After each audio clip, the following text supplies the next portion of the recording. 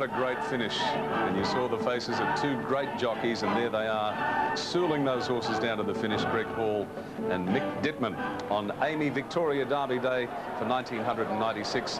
And a tremendous amount of interest in this next race, the McKinnon. Gee, what a great field, as Peter Donegan told you. There's the big crowd. I tell you what, I'm not good at estimating, but we think in the vicinity of 65, 70,000 people here today. Might even be more than that. A lot of people, let's put it that way. I've lost track of all our people out in the field. There's too many people, so I'll cross to Lynn Talbot, and she can tell you who she's got with her. Well, as pretty as some of the flowers are here at Flemington are some of the hats, and I have got the most ecstatic milliner on course with me, Sally Freedman, wife of Richard Freedman, who, of course, just took out the cup. Fantastic. Thank you, Lynn. Yes, it's very exciting for us. We train a lot of horses for the Haynes family, and it's just thrilling to have a winner here for them today in the Derby. Fantastic. Portland player. Any tips this afternoon? Yes, in the Salinger Stakes we've got Gold Ace, and I'm only going on my husband's tips, but well, we like those. Yes, he thinks Gold Ace can win, and also Storm is a good chance in the last. Now tell us about your hats. This is obviously one of them, and it's quite beautiful. You've been doing it for a couple of years now. Yeah, that's right. I've been making hats for my sisters-in-law, who wear a lot of hats, and also for a lot of friends. And being in the business, I do seem to have a lot of friends who need hats. I chose this one. It was actually one of the ones that was left over, and then I went out at the last minute to find the outfit to go with it. So it was pretty hectic over the last few weeks. Fantastic. Now, Richard did tell me this morning that your house has never been the same since you took up this millinery. Is that right? That's right. Every room's been turned into a hat room, because as you can appreciate, a lot of them take up a lot of space. But I must say the children have been very good. They haven't touched them, and they are delicate objects, but they've cleared out a bit now because people have collected them, which is great. Thanks for chatting to us, and congratulations to all the Freedmans on the Derby win, and a Portland player. Fantastic. Thank you very much, Lynn. It certainly was, Lenny. Thank you very much. Now, you've only got about 40 minutes left to take part in the fashion competition. One more time, here's how you do it. You can be a winner in our Derby Day fashion competition just by calling 0055 606 58 if you know the right answer to this question. What is traditionally regarded as Derby Day attire for men? Is it A, the dinner suit, or B, the morning suit? Two winners will be chosen from callers with the correct answers, and they will each receive a great prize of $1,000 in fashions from Suzanne's. So ring 0055 606 58, and you can call right up until 4 o'clock Eastern Summer Time. Winners will be announced after race 7 today. Yes, and two of them, and all the best of luck to you. And there's just a couple of the, we think, about 70-odd thousand people here today having an absolute time of their lives, having a quiet beer, a glass of champagne, and seeing these magnificent champions go around at Flemington on Amy Victoria Derby Day. I'm going back to Peter Donegan. Pete, I made a small point earlier, and I'd like to make it again, because I'm sure the viewers at home are only seeing this shot from the light ship for the first time, and it really does demonstrate to you in that last race the absolute perfect balance, poise, and the way those jockeys ride the horses. It looks terrific. Tremendous stuff, Tim. It does give a new dimension to looking at the races, and as we mentioned before, Jen, we have seen this sort of thing in European racing in particular, but it is such a spectacular shot, and when you look at this racecourse, even the shots just from up above between races, they do look wonderful. They sure do, and as do the horses here today, Pete. Yeah. They are in terrific nick, most of these horses. Of course, it's springtime and their coats are shining, and it really is a great day for them to be out here and racing. Well, some of the best horses in the land are engaged in this race, the Louis Vuitton McKinnon Stakes, and they're coming into the mounting yard now, and we're going to take a look at All Our Mob first of all. This horse to be ridden by Simon Marshall. He was oh so game in the Cox Plate last week. He is an oh-so-game type of horse, though, isn't he, Pete? He's always thereabouts. He likes to race up handy in his races. I think he's going to give a terrific side here over the 2,000 metres. You go on all his form. It's been very consistent. You go back 2 starts ago, he ran second behind Flolante, so that was a very good effort in a fast-run race. Number 2 is Juggler, and everyone was saying, oh, well, he failed in the Cox Plate last week, but he actually finished well, probably within half a length of the winner in one of the great Cox Plate finishes, and his Caulfield Stakes win was outstanding. Absolutely outstanding. It really was. And look, he wasn't beaten all that far in the Cox Cox Plate. He's a very, very competitive type of horse. He's standing up to all this racing extremely well. He's in a very good stable with Gay Waterhouse. And once again, he does look a very good chance in this race. Jen, I'm not sure that Count Shivers can win the race, but one thing I do know is that he will improve today for one reason and one reason above all others, and that is the state of the track. Possibly too, and the fact that he does have to win or go very well in this for Lee to want to run him on Tuesday as well. This horse has never won at weight for age, so it's a little worry here. I think he's probably more of a handicap type of horse. What about Magnet Bay, number 4? Led them up in the Caulfield Stakes and beat All Bud Juggler home, and then finished in the middle of the field in the Geelong Cup behind Hereditas under a big weight. Yes, it was a big weight there, 59.5. He drops down just the 1 kilo here. He's a horse that's looking for 2 miles for me, and he's quite a handy horse on his day, but I just prefer him over a little bit further than the 2000. The reigning Horse of the Year will have his fans, despite the fact that he's not going at his absolute peak of form. Number 5, Octagonal, to be ridden by Darren Beedman. He brought the house down the day he won at Caulfield in the Underwood Stakes, but his runs since then, probably in unsuitable races, have just been that little bit below par. Yes, his form has been in and out this particular season, and I don't know whether or not he's quite up to some of these just at the moment, Pete. If he was anywhere near back to his best from last season, he'd certainly give this a big, big shake. But I can only leave him there with a place chance on his performance in the Cox Plate. Jen, I'll be having a very close look at number 6, Nothing Like a Dane, to be ridden by Shane Dye, because he is, at the moment, my Melbourne Cup fancy, and I'll be expecting a good run from him. I think you can forget the effort in the Caulfield Cup. Yes, possibly forget that effort. A lot of horses didn't particularly handle Caulfield on that day, and he really never got into the race at any particular stage, but he has been specifically trained for the Melbourne Cup. I would expect a very nice run from him today, and no doubt he'll go into the Cup one of the favoured horses. What about this brilliant horse Volante, to be ridden by Mick Dittman? His win in the Epsom was one of the great wins that you could possibly imagine, and then he lumped a huge weight into second placing, unlucky in the Kunji handicap, and was beaten an eyelash in the Cox Plate. Nothing wrong with that form. Nothing wrong. He was absolutely frightening in the Epsom, I thought. It was just a magnificent effort there, and of course his last 2 runs, as you said, Pete, there's nothing wrong with that form at all. You saw him on screen there. What a magnificent animal he is. He's so consistent, tries his heart out, and I think he's a horse to beat. There's Skyboat, probably flying a bit high here. Jason Holder, the rider. Possibly. He got back in the Caulfield Cup and found it very hard to make ground on that occasion. I think he looks a little bit outclassed here at weight for age. 9 Circles of Gold. Brian Smith, the trainer from Warwick Farm, ridden by Brett Prebble. Gee, she's honest. Yes, very, very honest. And it was a gutsy effort in the Caulfield Cup. Meets Volante 8 kilos worse off for beating him 2 starts ago. She's on a Melbourne Cup mission, so it'll be interesting to see how she goes. And she's a horse that can race up handy too, so she'll give a good sight for a while. Love Dance wasn't bad at Flemington in the Turnbull behind DeRemus, and then in the middle of the field in the Caulfield Cup. Yes, I think her form really does need to lift. I don't think she's up to some of these. Arctic Set is the forgotten horse, Jen. She did win the Caulfield Cup after all. Yes, she did. I thought it was a superb ride on that occasion by Brett Stanley. It really was, and he got a good run through. It was a lucky run, actually. That doesn't normally happen in a Caulfield Cup, but he got the run through. He got the money there. She's there with the place chance. I just wonder whether or not against these horses she's just quite up to them. So there she is, Arctic Scent. And let's take a look at the bottom one in Salius, number 12. And I thought her run in the Caulfield Cup was nearly as good as anything in the race. Well, she reared and missed the start and was forced to settle back in the field. Of course, she's a much better horse when she's up on the pace or even leading in front. And I would expect an extremely good run from her. Her form at Flemington is excellent. Volante for you? Volante for me, Pete. I've put them in this way, 7, 2 and 12. Juggler to run second and Salius for third. I think Volante, but I'm really looking forward to this race. It should be one of the great races for the year. Salius going out. She won on this day 12 months ago at the Wakeful Stakes. The distance of that race was 2,000 metres. So too is the Louis Vuitton McKinnon Stakes. And these candidates are on their way to the barrier now. Dan, what have Tote Punters done in the last few minutes? Well, Volante is the one that's certainly shortening up. All Our Mob at 13, Juggler 6.10, Count Chivers 10, Octagonal 6.60, Nothing Like a Dane 10.60, Volante 3.10, the win 170 the place is the favourite. Skybow, the rank outsider of the field, at 75, Circles of Gold 23, Love Dance at 55, Arctic Scent $20.90 and Salius at $8. Volante will run the favourite in the Louis Vuitton Group 1 McKinnon Stakes.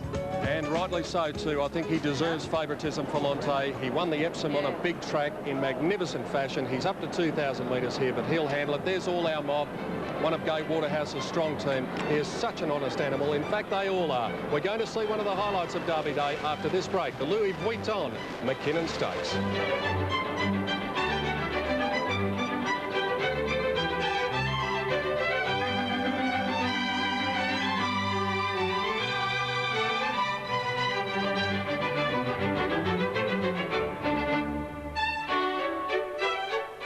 Salius in front. She leads 3/4 of a length to another mare, Love Dance.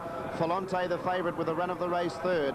2.5 lengths to Circles of Gold running fourth. 1.5 to All Our Mob. A length to Count Shivers. A further length to Skybow. 2 lengths to Magnet Bay.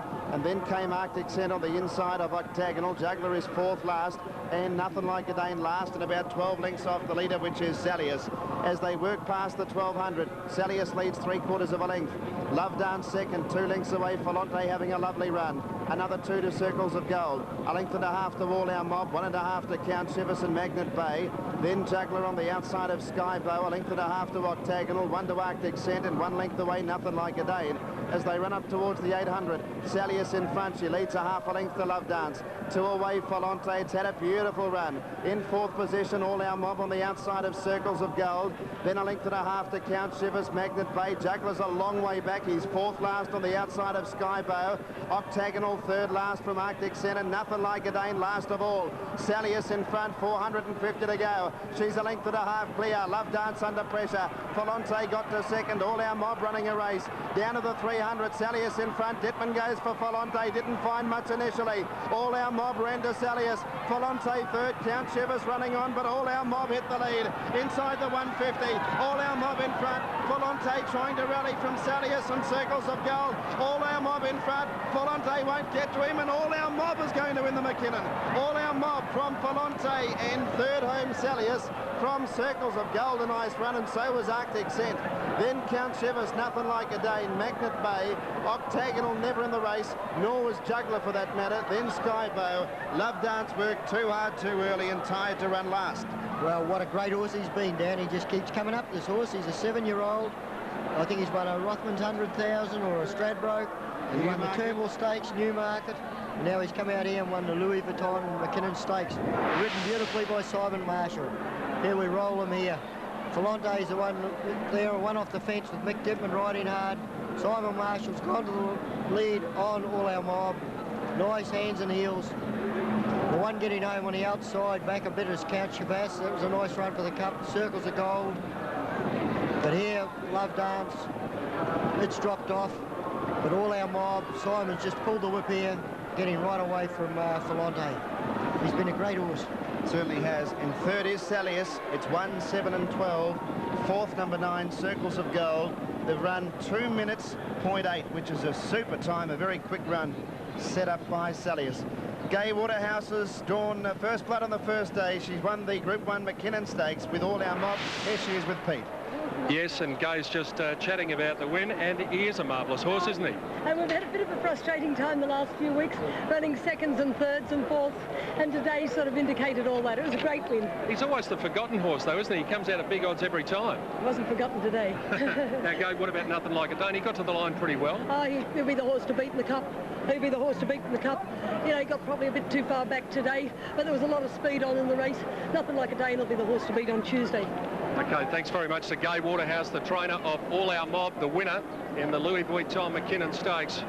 And All Our Mob ran such a gallant race in the Cox Plate last week, and he has done the job in brilliant fashion today. Nothing Like a Dane was running on fairly well. He's probably finished about 8 lengths, I'd suggest, from the winner. And Johnny Letts is out there, and he's with the winning rider, Simon Marshall, aboard All Our Mob. Well, how can we say it about Simon Marshall? Every year we come over here, we interview Simon, he wins a feature race, and Simon today, All Our Mob, he must be one of your favourites. He's a little champ, this bloke, Johnny, and so his consistency's rewarded today. His run in the Cox Plate was phenomenal. We thought that may be his best run, but today's his best run in his career. Simon, when Volante burst away from you around down or about the 200-metre mark, was you worried, or did you think you had him covered? Well, I couldn't worry too much about Volante doing that, because look, he's had some hard runs. And this horse, when he won the Turnbull, he got out late. He's got a short, sharp sprint. And I cuddled him and just rode him to suit him, and you saw, you know, great today. He had a lovely run, didn't he? Had a beautiful run, Johnny. And Wayne Harris, if you're watching, this one's for you, Digger. Keep your chin up, we'll see you soon. Yeah, we'll all send our best to Wayne Harris, and congratulations, Simon. It's a great ride, and I'm sure we'll see you here again over the carnival. Oh, don't we love it, Johnny? Good day, Simon. Thank you, Letzi and Simon Marshall. All Our Mob, number 1, will return. $13.10 and $3.40. I said before it was great value about a horse placed in last week's Cox Plate. Folonte second, $1.50, and Salius third, $2.30. Fourth home was Circles of Gold, and that was a terrific run. And fifth was number 3, which was Count Shivers. Loomed up at about the 200, didn't really finish it off. Circles of Gold went past it. The time is very slick, 2 minutes, 0.8. I can tell you the Quinella will be $17.50. And a big ovation for All Our Mob and Simon Marshall as they come back to scale. He's one of the favoured sons in Victoria as far as jockeys are concerned. He punches the air, so he should too. A Group 1 Louis Vuitton McKinnon Stakes to one of the most consistent performers in the last 4 or 5 years on the racing circuit in Australia in All Our Mob. His prize money in excess of $1.9 million, close to the $2 million mark after today's win. Now the exacta will pay $37.60, Quinella $17.50, and the running double 9 and 1 $182.40 as we stand by for the trifecta. 1, 7 and 12 are the numbers after the second of our Group 1 races at Flemington on the first day of the VRC Spring Carnival, the McKinnon Stakes, Pete. Yes, and isn't he a popular rider, Simon Marshall, getting a great ovation. And here is the replay of the start of the McKinnon Stakes now. And let's take a look at them coming out of the gates. Folonte's probably missed it a half length or so, and nothing like a Dane getting back at the start, but as you'd expect there. And as they jumped away, there was a fair charge for the lead in this race. Nothing like a Dane beaten for speed early. Folonte is going to settle up in a very handy spot there. And when they settle down fully into stride, you can see that the pace is fairly brisk. That's All Our Mob settling in about 5th position on the inside. And there is Simon Marshall after taking that horse to victory. All Our Mob surrounded by the press. Folonte gallant in defeat, second, number 7. Third placing going to number 12, Salius, who gave a lot of cheek in front. 1, 7 and 12, as Dan said, the time very slick. 2 minutes, 0.8 of a second. There's Gay Waterhouse. She's delighted with the run of both All Our Mob and Nothing Like a Dane, her Melbourne Cup hope. We'll be back with more information on race 6 in a moment.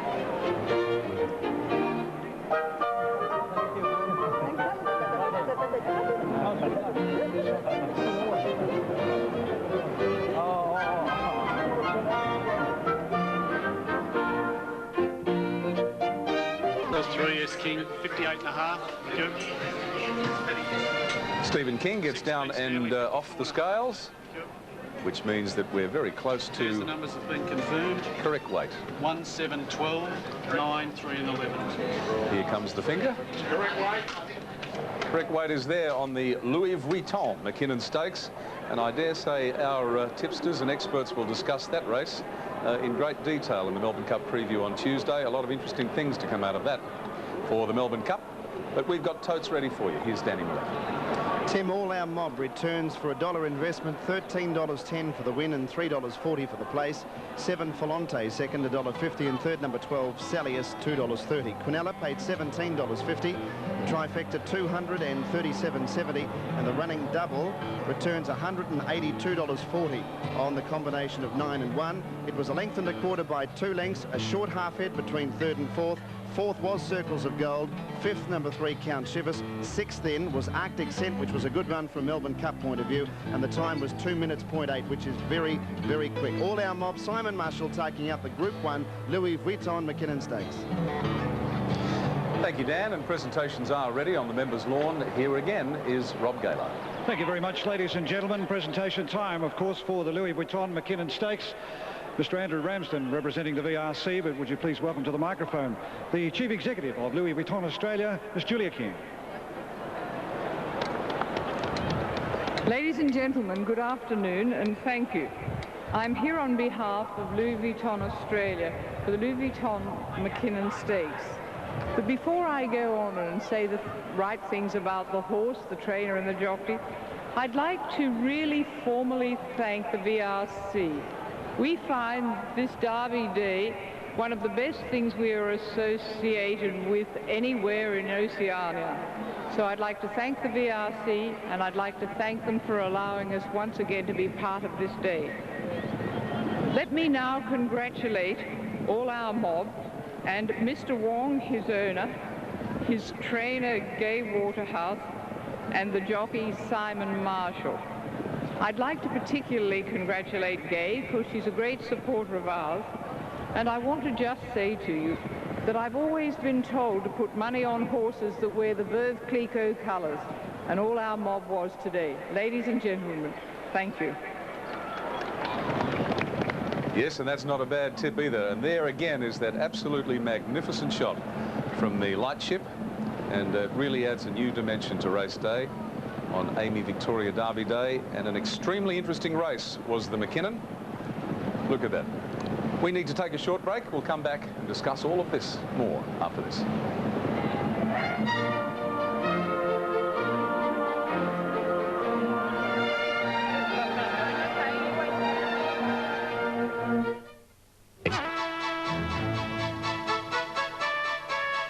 Yes, this great race has been around an awfully long time, and there's some archival pictures there of Amy Victoria Derby Day here at beautiful Flemington, the international racecourse of Australia. There is absolutely no doubt about that. Derby Day 1996, and what great racing we're seeing today. A couple of races to go, and Timmy Bailey is out and about, and I can almost guarantee you that whoever he's talking to won't have an ounce of conservatism about them. You've got that right, Timmy Webster. Let me tell you, this fella is a real character. Lobbed in Australia from Vietnam in 1975. His name is Hung Lee, and I think the jockey's colours have gone to your head, Hung, haven't they? Oh, mate, like, don't tell anyone, but I think, like, I'm the only bloke in the members without a tie on, you see, you know, so I had to do the hair, distract the guy straight through, man. Now, you're a stand-up comic supporting Dudley Moore throughout his Australian tour, but this is your very first day on an Australian racetrack. Never been here before. What do you think? Oh, mate, it's bizarre, man. It's bizarre. Like, I'm in the members. There's a guy sitting over there watching the horse racing on the TV with binoculars on, you know, and it's like I went and had a bet. You know, I had my first bet here, went up to the bookie and, you know, put my money on the Triad. Like you do, you know. $10 on a Triad. Oh, yeah, my dad always said put your money on the Triad, but, you know, he took my money, and that's all right. All right, Hung Lee. Timmy, I don't know about the hair dye. It might go all right in your wig. Back to you. It doesn't move, I promise you. It doesn't move. You can't get it off. Go away. I knew it. End of the afternoon, I knew he'd go off. That bloke actually was quite conservative, wasn't he? Straight as a die. Let's go down to our marquee, and Sandra Sully has an extremely special guest with her. Well, Tim, it is my great pleasure to introduce Priscilla Presley to our audience, and welcome to Derby Day. Thank you. This has been great fun. I'm having a wonderful time. You're really enjoying it. Have you been to many races? A horse is your thing? Oh, yes. I love horses. I have not been to that many. I've been to harness racing, which I think is quite popular here also, right? But this is very unique. I mean, there's fashion here, and there's a lot of whimsical hats, and people seem to be having a great time. And tell me, what do you think of the style of Australian women? Obviously, you're seeing them at their finest, but what do you think of the fashion? What I love about them is that they don't take it so seriously. There's a bit of fun to it, you know, and I think Australian women have a great sense of humor, and that's always nice. I think when you start taking fashion seriously, we're in a lot of trouble. Obviously, look at me talking. Now, you're here to promote your perfume and your perfume moments. Tell me, how did that come about, and how involved have you been in its development? I've been very involved. This is like a child to me, you know. I picked the fragrance myself. It took 2 years for me to actually find the fragrance that I really loved and wanted to share. I'm supporting it and traveling all over with it. Didn't take us very long to find. Actually, we just went and bought some. Yes. Tell us about the packaging. Were you involved in that as well? Yes, it's a Matisse design, and I was helped by a wonderful designer packaging, Mauro Capito. And so we worked together for about a year on this, and I wanted something that was soft, just like the fragrance, and something that was very easygoing, something that was really beautiful, and I really attributed that to the fragrance itself, so I wanted everything to go together, the same as the bottling. Now, this is obviously a different aspect to your career. You've tried drama, you've tried comedy. What's your favourite? Oh, my goodness, they're both so very different. I love the comedy only because I love working opposite Leslie Nielsen, and I think he's great. Drama, I like also. I mean, it would have to really, you know, be something that I really wanted to do, and as far as picking something that, you know, that I would do around here. Were you aware of how big a hit Melrose was here? Because that scene, those episodes of Psychiatric Nurse had just gone to air here, and it was a big hit. Yes, I just heard that, and I didn't realize it was so popular here as well. I mean, I know that it is in the States, and that was one of the factors of why I wanted to do it, because the show was, you know, one of the most popular, just like Dallas was one of the most popular. So it's fun working with everyone. Did you ever have any trepidation in joining a show like that, or for instance, making the change to comedy? I mean, that's a big step for anybody. Oh, it is a big step, but fortunately I had great great directors. And in comedy, with David Zucker, Jerry Zucker, and doing the 3 films with them, they were wonderful. I mean, they really led me the way. It wasn't something that came natural to me by any means. I was over there trying to really play comedy, and then they directed me into just being natural, and that was one of the things I liked about the fact that you're making a spoof on glamour, falling down the stairs, an attractive girl, and that really attracted me into doing the film.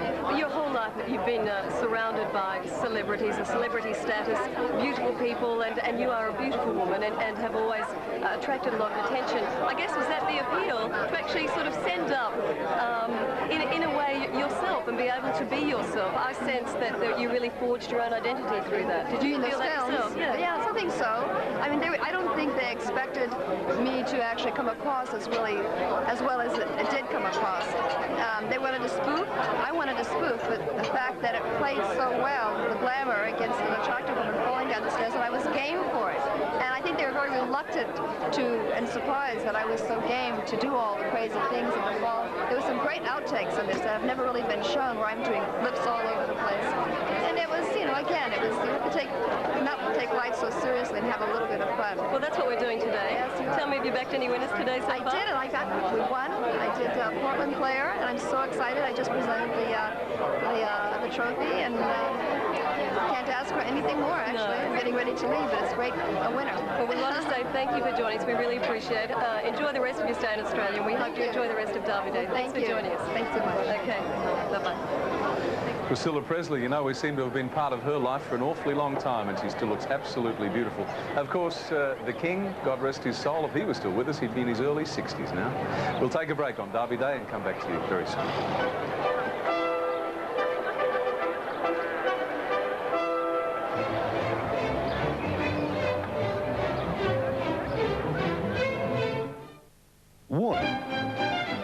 Welcome back, everyone, on Derby Day for 1996.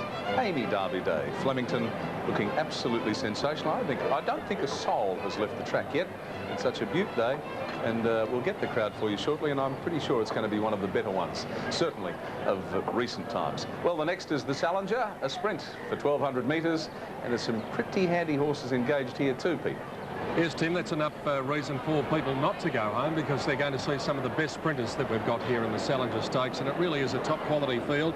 And the Freedman Stable's got a couple in here, Jen. First of all, Gold Ace #1. His run over 1,000 metres at Caulfield was really outstanding. It was outstanding, and I do think that he's probably in this race with a fairly strong chance. But of course, the one that I particularly like is the other one, in Costa del Lago, #6. Yeah, I think the difference is, though, the barrier. Gold Ace has drawn 14 and Costa del Lago's drawn 1. We'll talk about him in a moment, but certainly he's a big, strong horse. He's had lots of problems with his legs over the years, and he appreciates coming up the straight for that reason. Yes, and look at him on the camera there. He does look stunning in the yard. He's a horse that has come in here. Freedmans have sent him out looking absolutely beautiful, nice and fit, and I do think he's got a terrific chance. Royal Discard #2 is around about the $25 mark on the opening tote figures, but was a very good run with third behind Ruffles at Caulfield. Yes, a nice first up effort there, and I think he does get his chance here. He should be able to run on well in the straight. He is a proven straight track horse. That will certainly suit him here at Flemington. He's quite hard to leave out at very good odds. Cut Up Rough #3 looked pretty big before the race at Caulfield the other day, but flew home at the end to finish 4th behind Sequalo. His run was eye-catching.